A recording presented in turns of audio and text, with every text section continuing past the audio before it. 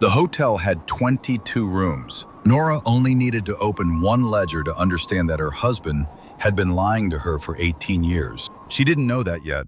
She arrived on a Tuesday in November, 4 months after the funeral, with a single suitcase in a manila envelope from the estate attorney that contained 4 words she hadn't expected. Property included in estate. A hotel. David had owned a hotel. Not a second car. Not a savings account she didn't know about. Not a storage unit in some city she'd never visited. A hotel. 47 miles from the nearest town, up a mountain road that the GPS stopped recognizing somewhere around mile 31. A place called the Alderholt. Built in 1923. 11,000 square feet of dark timber and cold stone, crouched in the pine tree line at 6,000 feet, facing a mountain that had no name on any map she could find. She had not known it existed. That alone should have told her something. The road up the mountain was exactly as brutal as it looked on the satellite image she'd spent 3 days studying before deciding to drive it.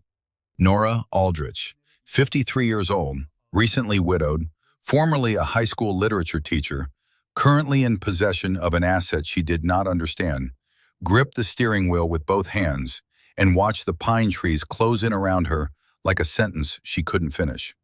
The trees here were old. Not decorative old, but old in the way that makes you feel briefly irrelevant. Trunks the diameter of kitchen tables. Branches interlocked overhead until the sky became a suggestion. The storm had been forecast for Wednesday. It arrived Monday night. By the time she saw the first sign for the Alderholt, hand-painted wood, partially obscured by a pine branch that had clearly been falling for some time and hadn't decided to finish the job, the snow was already 4 inches deep on the road, and the sky above the tree line had turned the specific shade of gray that doesn't promise weather. It is weather. The kind that doesn't ask permission. The hotel emerged from the tree line like something remembered from a dream you weren't sure was yours. It was larger than the photographs in the estate file suggested.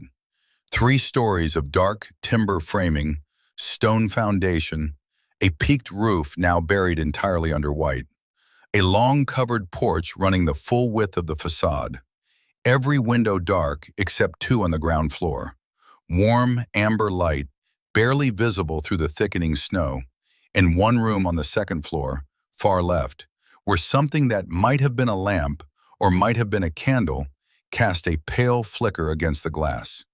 It disappeared the moment she stopped the car and looked at it directly. She told herself it was the headlights reflecting off the glass. She was not entirely sure she believed that. The man who opened the front door before she'd reached the porch steps was tall, somewhere in his mid-50s, with close-cropped gray hair and the kind of stillness that comes not from peace, but from decades of practice. He wore a dark wool sweater and watched her approach with an expression she couldn't quite read. Not unwelcoming, exactly, but careful.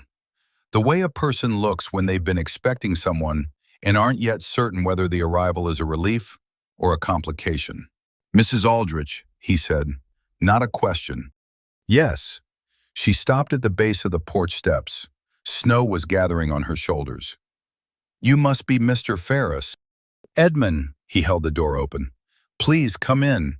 The weather is moving faster than the forecast." The lobby of the Alderholt smelled like wood smoke and something older, pine resin maybe, or the particular scent of a building that has been holding its breath for a very long time. The ceiling was high, dark beamed, hung with iron light fixtures that cast more shadow than light. A stone fireplace dominated the far wall, crackling with fresh laid logs that someone had placed there not long before she arrived.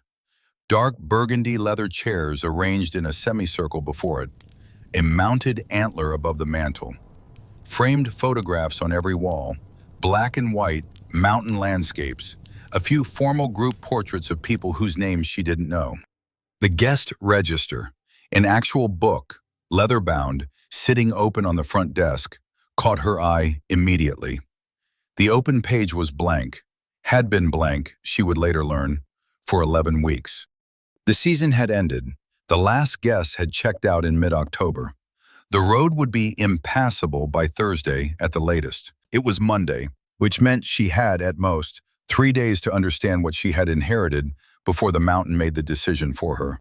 "How long has the hotel been closed for the season?" she asked, setting her bag down near the desk. "Since the 15th of October. Edmund moved behind the desk with the efficiency of someone who has performed the same sequence of motions 10,000 times. "We run May through October. Skeleton staff after Labor Day. I stay through winter. Maintenance. The building needs watching." "How long have you been here? At the hotel specifically?" He paused. Barely. A half second. The pause of a man choosing his words with care. Before answering. 28 years. Nora looked around the lobby. At the photographs on the walls. At the single closed door behind the front desk with a brass plate that read, "Manager." At the guest register lying open to that blank November page. "Then you knew my husband better than I realized," she said. Edmund Ferris looked at her for a long moment. "He was a private man," he said carefully. "Would you like to see your room?" She would spend her first night at the Alderholt listening to the wind work its way through the walls of a building that shouldn't have existed.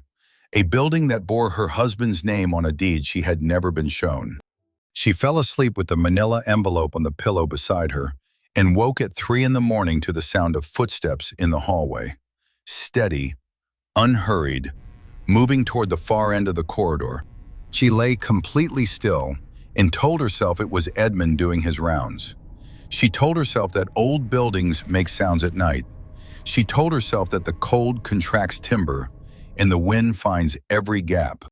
But she counted the footsteps. 22, one for every room. Then silence. Then nothing, except the snow against the windows and the particular quality of dark that only exists when you are very far from any other light in the world.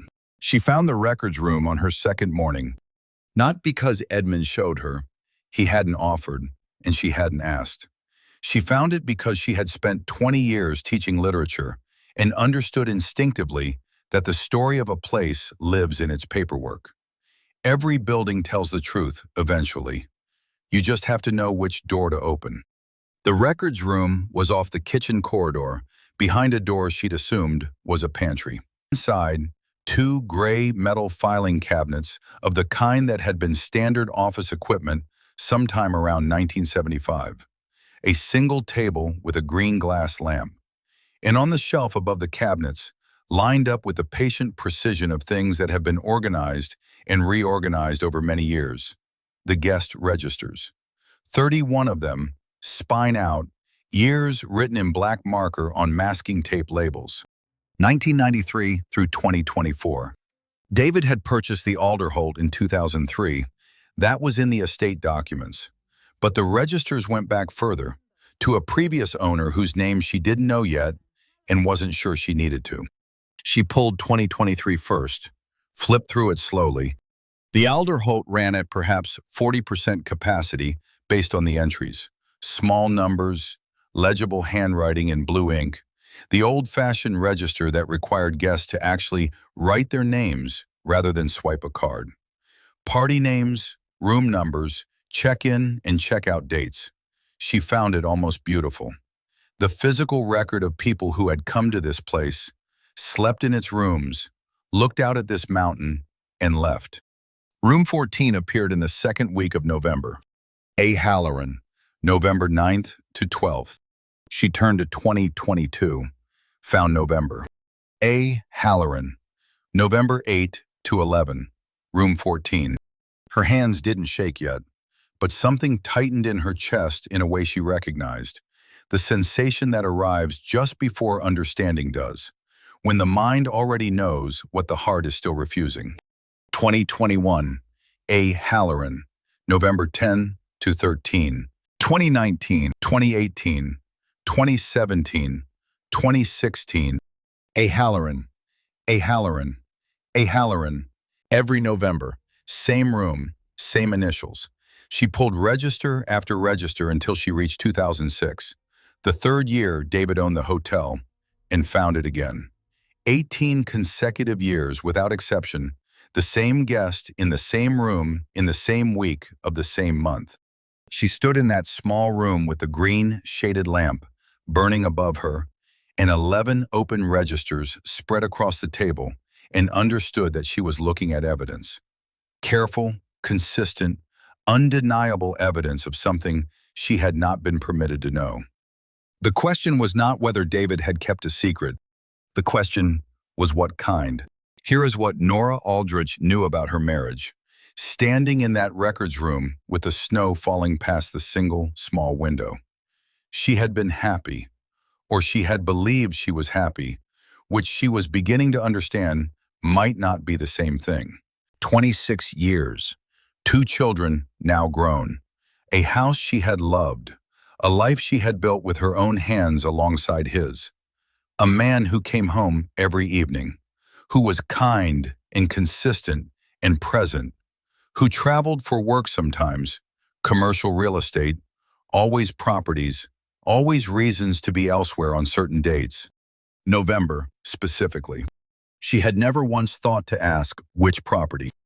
Edmund was in the kitchen when she found him, standing at the stove with a cast iron pan and the focused quiet of a man who has cooked alone for a very long time. He didn't turn around when she came in. "You found the records room," he said. "The door wasn't locked," she said. "No," he adjusted the heat. "It wasn't." She sat down at the kitchen table, massive old oak, scarred with decades of use, the kind of table that has absorbed a great many conversations, and placed the 2019 register open to November in front of her. She didn't say anything. She waited. Edmund turned off the burner. He turned around. He looked at the register on the table, and then he looked at her. And what she saw in his face was not surprise.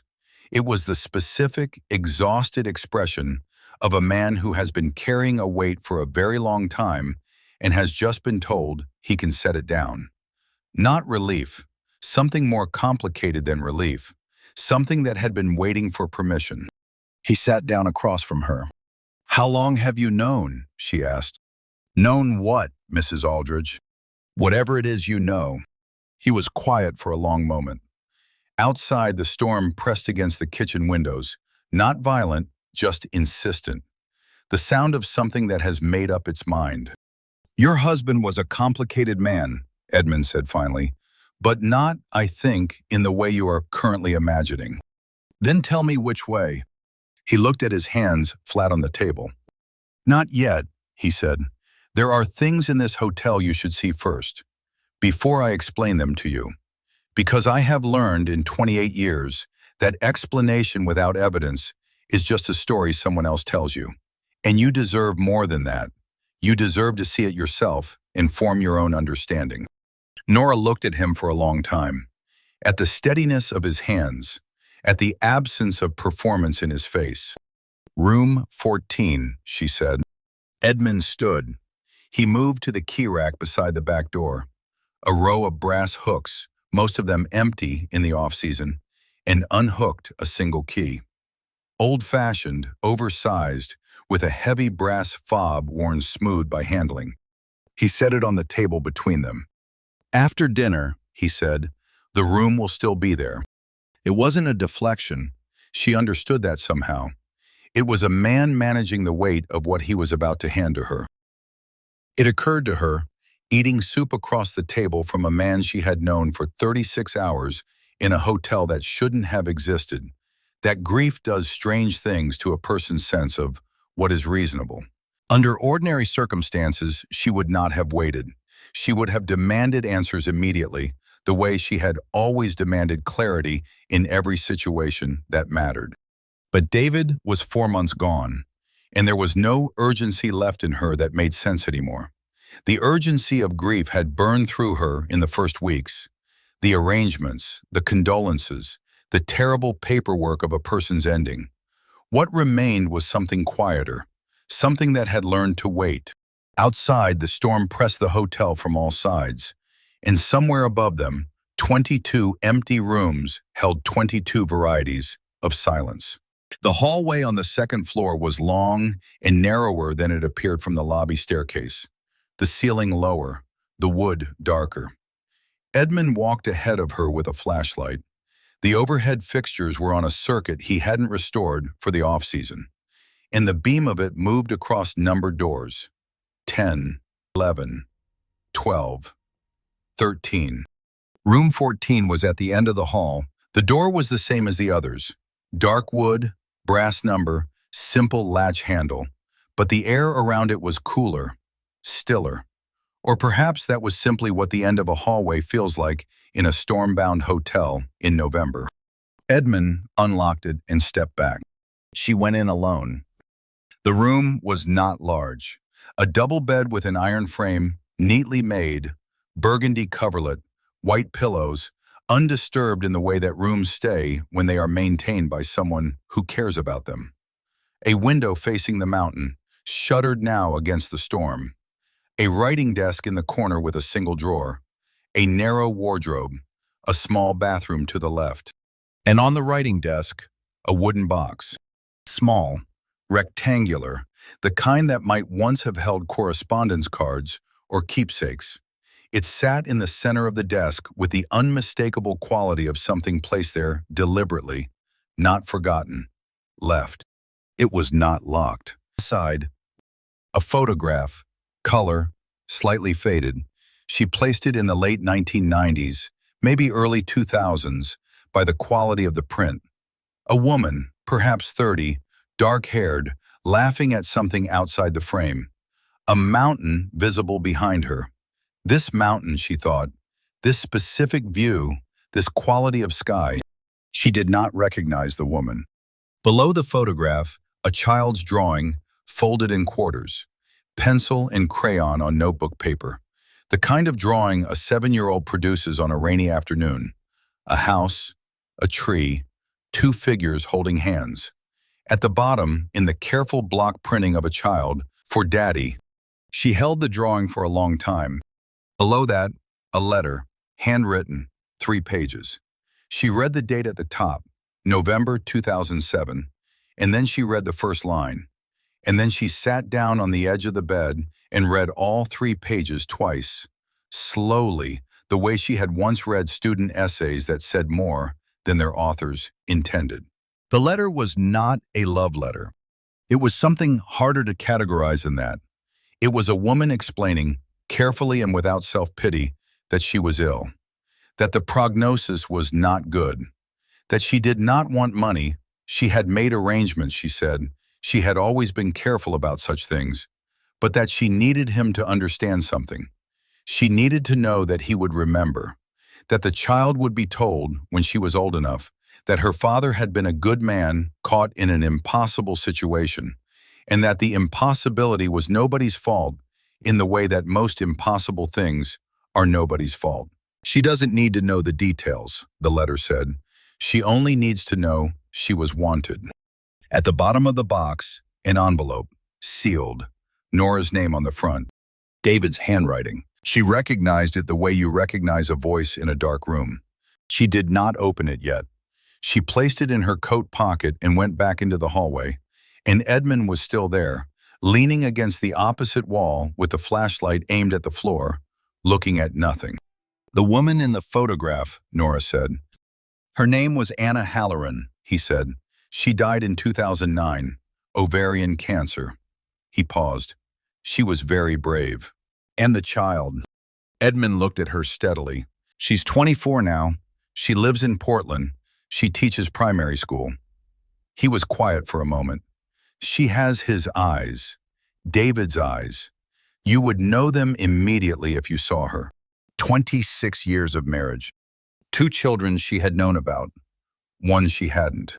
A woman named Anna Halloran who had never asked for anything except to be remembered. A hotel, 47 miles from the nearest town, where a man had come every November for 18 years, to stand in a room that held the only evidence of a part of his life he hadn't been permitted to live openly, to hold a small wooden box, to sit by a shuttered window and think about a daughter who didn't know his name.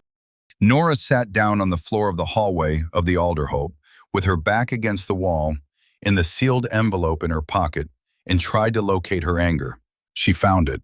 She also found, unexpectedly, something else. Something she didn't yet have a name for. Something that felt disturbingly like the first clear breath she had taken since June.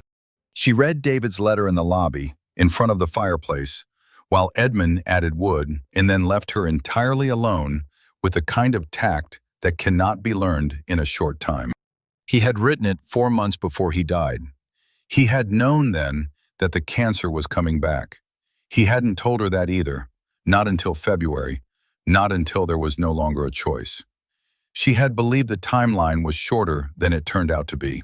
She was beginning to understand that he had managed his endings with the same careful privacy he had applied to everything else. The letter was 11 pages. He began by asking her forgiveness, which was the easy part, and he seemed to know it. Then he explained. He had met Anna Halloran in 1998 while working on a commercial property transaction in her city.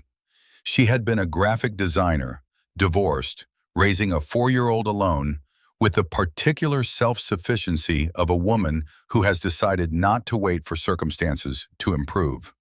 They had known each other for 8 months. It had been, he wrote, and she could hear his voice in the words, his careful, honest voice, the kind of thing that happens once and should not happen, and that you spend the rest of your life unable to entirely regret, because the alternative is to regret that a person came into existence.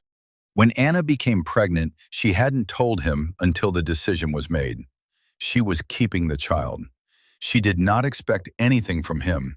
She did not want anything from him. Not money, not disruption, not the destruction of another family. She had a life, and she intended to build it herself. He had offered anyway. She had refused money. She had accepted eventually 2 things, that he would visit twice a year and that he would hold in trust, in his name, protected, a small hotel he already owned in the mountains. Anna had loved mountains. He wanted Clara to have something solid one day, a place, an inheritance that couldn't be argued away or taken apart by circumstance. The hotel was never mine, he wrote. I have been holding it for 24 years. I should have told you. There is no adequate explanation for why I didn't, except that I was a coward in the specific way that men are cowards. I could not bear to see what I had done reflected in the face of the person I most respected. The hotel belongs to Clara Halloran. She is 23 years old. She does not know about me. I have asked Edmund to help you find her, if you choose to look. I believe you will choose to look. That is not presumption, he wrote. That is 26 years of knowing you. The fire had burned low by the time she finished. The lobby was darker, quieter, the storm outside reduced to a slow and steady pressure against the walls, the way storms sound when they have settled in for the long work. Edmund appeared in the doorway with 2 mugs of tea. He set one beside her without speaking and took the chair across the fire. He waited, the way she was beginning to understand he had been waiting for a very long time. She doesn't know, Nora said. No, he was going to tell her himself. He came here in March, just before the diagnosis was confirmed. Edmund held his mug with both hands. He sat in that chair, he nodded at where Nora was sitting, and told me he was going to call her in the spring, that he was done waiting for the right moment, that he finally understood there is no right moment, only the moment you choose. He paused. He died in June. Nora looked at the fire. She's been cheated, Nora said, out of knowing who she is, who she came from. Yes, he made mistakes, many mistakes. She was quiet. But the hotel, coming every year, holding it for her all this time, that wasn't nothing. No, Edmund said, it wasn't nothing. Here is what nobody tells you about discovering a betrayal. Sometimes, when you finally see its actual shape, it is not the shape you expected. Nora had arrived at the Alderholt braced to find another woman. She had found instead a dead woman, a living daughter, and a man who had spent 18 Novembers alone in a small room with a wooden box, trying to hold together the pieces of a life that could not be joined. Was it wrong? Yes, unequivocally. Was it more complicated than the clean vocabulary of wrong and right? Also yes, irreducibly. She had spent 30 years teaching young people that the best stories resist simple judgment. That truth lives in the space between the easy answer and the honest one. She had never expected the lesson to arrive quite like this, in a storm-bound hotel on a mountain she hadn't known existed, with a cup of tea cooling in her hands and 22 empty rooms above her, each one full of silence. She slept, finally, at 4 in the morning. When she woke, the storm had passed entirely. The mountain outside the windows was white and absolute in the early light, the kind of stillness that exists only after something large has exhausted itself, the kind of quiet that asks something of you. Edmund had cleared the porch steps before she came downstairs. Coffee was on the stove. Through the kitchen doorway, she could hear the careful, unhurried sounds of a man who has learned to exist quietly in a large space. She stood in the lobby with her tea and looked at the guest register open on the front desk. The blank November page. She picked up the pen that lay beside it. At the top of the page, she wrote the date. Below it, in the space for guest names, she wrote, C. Halloran, room 14. She didn't know yet if Clara Halloran would accept an invitation from a woman she had never met, the wife of a father she didn't know she had. She didn't know if the truth would arrive as a gift or a wound. In her experience, the most significant truths were almost always both, and the only real question was which proved larger over time. But she knew that David had been right about one thing. The hotel was not hers. She set the pen down and went to find Edmund. He was at the kitchen table, reading, the way she was beginning to understand he spent his mornings, quietly, consistently, in a room that smelled of coffee and wood smoke. He looked up when she came in. I'm going to contact her, Nora said. Clara, I'm going to write to her and tell her about her father. All of it, the good and the complicated and the parts that don't resolve neatly. She deserves to know who she came from. Edmund nodded slowly. And the hotel? It should be hers. David was right about that. She sat down across from him. Though I'll need your help. You know this place better than anyone. Better than David did, I think. Yes, he said simply. I do. They sat in the mountain, quiet.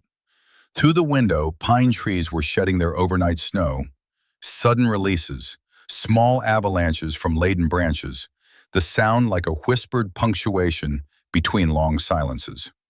The day was beginning the way winter days begin at altitude, slow and pale and entirely without pretense. Why did you stay? Nora asked. 28 years, mostly alone. Edmund considered the question with the seriousness it deserved. Because someone had to remember, he said. Your husband held the building. I held the rest. He paused. Anna stayed here once, years before she got sick, with the child. Clara would have been 4 or 5. They spent a week in room 14. Clara drew pictures of the mountain every morning and left them on the desk. He stopped, looked at his hands. I found them when I cleaned the room. I kept them. Nora thought of the drawing in the wooden box. For Daddy. She was trying to leave something for him, Nora said. Even then, a 4-year-old, and she already understood somehow. Yes, Edmund looked at her steadily. Children understand more than we think, and less than we think. Sometimes both at once. Nora drove down the mountain with the wooden box on the passenger seat and David's letter in the envelope and a lined notepad on which she had spent 2 evenings writing and rewriting the most difficult letter she would ever compose. To a 24-year-old woman in Portland who taught primary school and had her father's eyes and did not yet know any of this was coming. She didn't know what Clara Halloran would do with the information. She didn't know if the inheritance would be welcome or painful or simply bewildering. A hotel in the mountains, arriving out of nowhere like a sentence that explains the paragraph you'd already read 3 times without understanding it. She didn't know if Clara would ever come to the Alderhold. She hoped she would. Not because it would resolve anything. Nora had been a literature teacher long enough to know that the best stories don't resolve. They expand. They make room for what was missing. They acknowledge that truth and grief and love are not opposites, but rooms in the same building, connected by hallways no one maps for you in advance. You find your way through them alone. Or, if you are very fortunate, with the unexpected company of someone who has been waiting to show you the parts they know. She reached the main road at 11. She mailed the letter from the first town she passed through. Then she drove home, into the rest of whatever her life was going to be. 3 months later, a young woman with dark hair and unmistakable eyes checked into room 14 at the Alderholt for the first time. She stood in the doorway for a long moment, looking at the writing desk, the shuttered window, the mountain beyond. She was there for 4 days. On the morning she checked out, Edmund found something on the writing desk. A drawing, pencil and colored marker on hotel stationery. A mountain, a tree, a hotel. 2 figures standing in front of it. At the bottom, in adult handwriting, "I think he would have liked it here." Edmund folded the drawing carefully and placed it in the wooden box. He made a second space,